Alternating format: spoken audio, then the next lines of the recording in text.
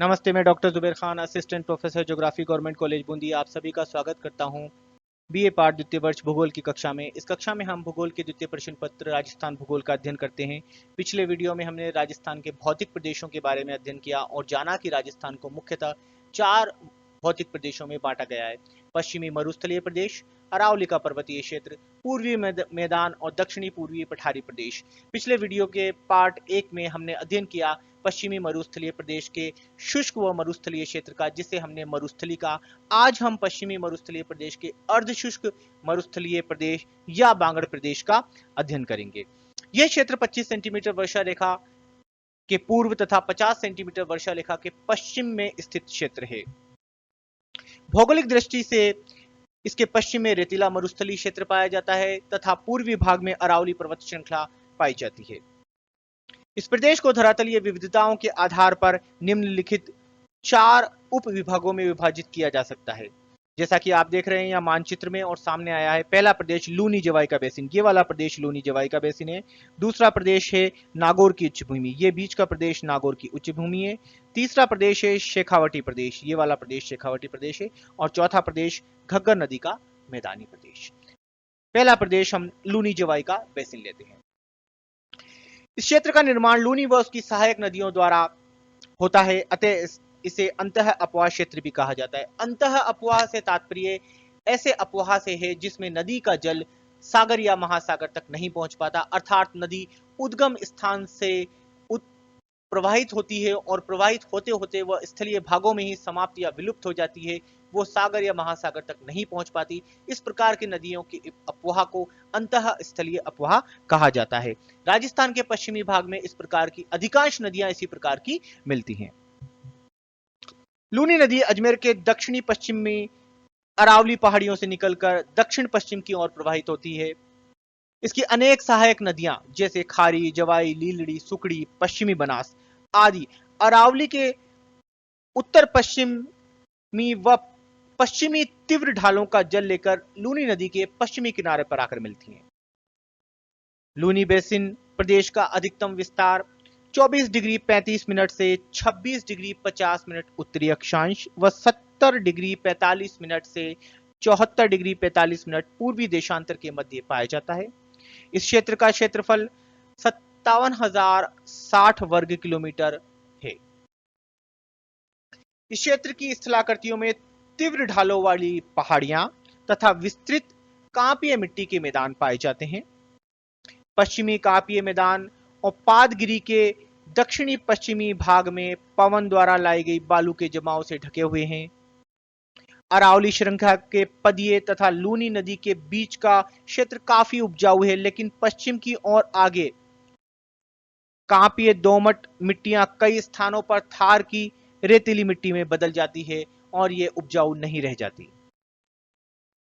अगला प्रदेश है नागौर की उच्च भूमि। नागौर की उच्च भूमि लूनी जवाई बेसिन व शेखावटी प्रदेश के बीच में स्थित है। यह प्रदेश दक्षिण पूर्व में अति आर्द्र तथा उत्तर पूर्व में शेखावटी अंतर्वर्ती मैदानों के बीच में स्थित है। इसकी स्थलाकृति अंतः प्रवाक्रम, नमकीन झीलें, चट्टानी व पहाड़ी धरातल इसके विशिष्ट लक्षण हैं। यह प्रदेश बंजर व रेतीला है क्योंकि मिट्टी में सोडियम क्लोराइड की मात्रा अधिक पाई जाती है। सोडियम क्लोराइड वही तत्व है जिससे कि नमक बनता है। पर्वतसर नागौर के अलावा यहां कहीं भी पहाड़ियां देखने को नहीं मिलती। यहां 300 से 500 मीटर ऊंचाई तक की पहाड़ियां देखने को मिलती हैं। ये ऊंचाई समुद्र तल से है। शेखावटी प्रदेश या आंतरिक अपवाह प्रदेश। आंतरिक अपवाह या अंतरस्थलीय अपवाह का मतलब आप लोग समझ चुके हैं। ये क्षेत्र 27 डिग्री 7 मिनट से 28 डिग्री 31 मिनट उत्तरी अक्षांश व 74 डिग्री 41 मिनट से 76 डिग्री 5 मिनट पूर्वी देशांतर के मध्य स्थित है, जिसका विस्तार 61 वर्ग किलोमीटर क्षेत्र में, ये एग्जैक्ट नहीं है, 13,061 वर्ग किलोमीटर क्षेत्र है, आप इसे करेक्ट कर लें, 13,061 वर्ग किलोमीटर क्षेत्र में पाया जाता है। राजस्थान बांगर प्रदेश में राजस्थान की उत्तरी पूर्वी सीमा तक ये भूभाग स्थित है। इसकी पूर्वी सीमा 50 सेंटीमीटर वर्षा रेखा द्वारा निर्धारित होती है। अरावली श्रेणी इस प्रदेश के दक्षिण से उत्तर तक फैली है, जो इसे दो भागों में विभाजित करती है। शेखावटी भूभाग का उत्तरी क्षेत्र शेखावटी रेतीला मरुस्थल कहलाता है, जबकि दक्षिणी व दक्षिणी पूर्वी भाग जयपुर के उपजाऊ मैदान के नाम से जाना जाता है। इस क्षेत्र के निचले भूभागों में चूना पत्थर चट्टानों की अधिकता पाई जाती है।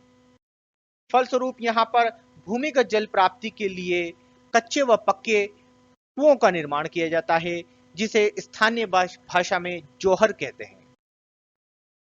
इस क्षेत्र में केवल एक मौसमी नदी कांतली बहती है, जो चूरू जिले में प्रवेश करते ही लुप्त हो जाती है। अतः यह भूभाग भी अंतः प्रवाह क्षेत्र है।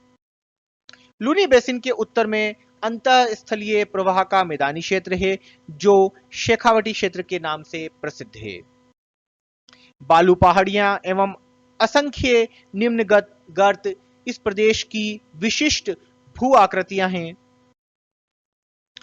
वर्षा का विचरण पश्चिम में 25 सेंटीमीटर से पूर्व में 50 सेंटीमीटर के मध्य रहता है। इस क्षेत्र में तापमान की उच्चता के कारण वाष्पीकरण की अधिकता से जल नमक एवं सोडे के जमाव में बदल जाता है। परिणाम स्वरूप कई नमकीन झीलें यहाँ पाई जाती हैं, जिनमें सबसे महत्वपूर्ण सांभर, डेगाना, कुचामन तथा डीडवाना झीलें हैं। जयपुर से लगभग 65 किलोमीटर पश्चिम में इस प्रदेश की सबसे बड़ी सांभर झील स्थित है। जल से पूर्णता के समय इस झील का विस्तार 25 किलोमीटर लंबाई में तथा 10 किलोमीटर चौड़ाई में होता है। यह झील बहुत उथली है, अतः गर्मी में इसका क्षेत्र काफी सिकुड़ जाता है।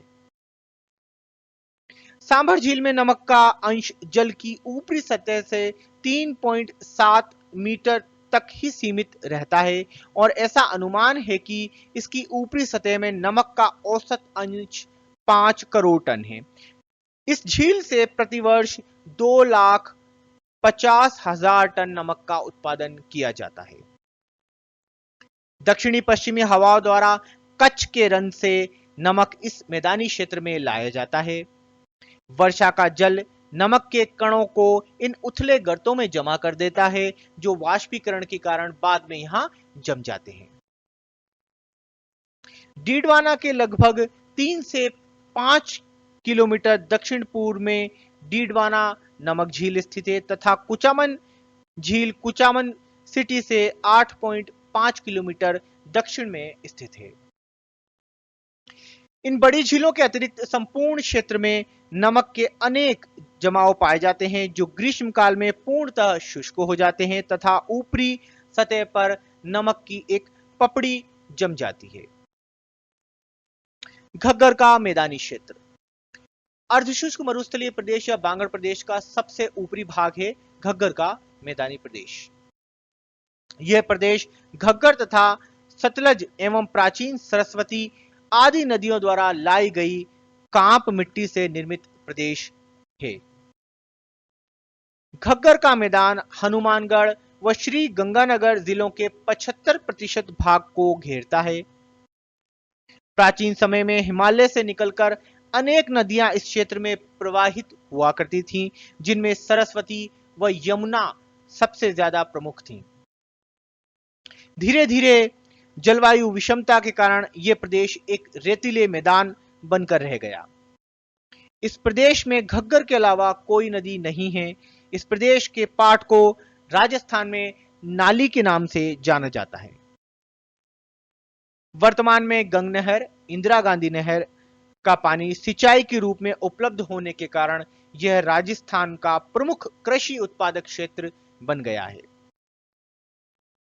इन नहरों के फलस्वरूप यह प्रदेश पुनः हरियाली युक्त तो हुआ है, किंतु क्षारीयता, अम्लता, सेम की समस्या, जल भराव की समस्या से यह क्षेत्र बहुत ज्यादा ग्रसित है। धन्यवाद, आप लोगों ने यह वीडियो देखा और राजस्थान के पश्चिमी मरुस्थलीय प्रदेश के द्वितीय भाग अर्धशुष्क मरुस्थलीय प्रदेश का हमने आज अध्ययन किया। इसके बाद हम अरावली पर्वतीय प्रदेश और शेष रहे पूर्वी मैदानी क्षेत्र और दक्षिणी पूर्वी पठारी प्रदेश का अध्ययन अगले वीडियो में करेंगे और जल्द ही हम अगले वीडियो के साथ फिर मिलेंगे।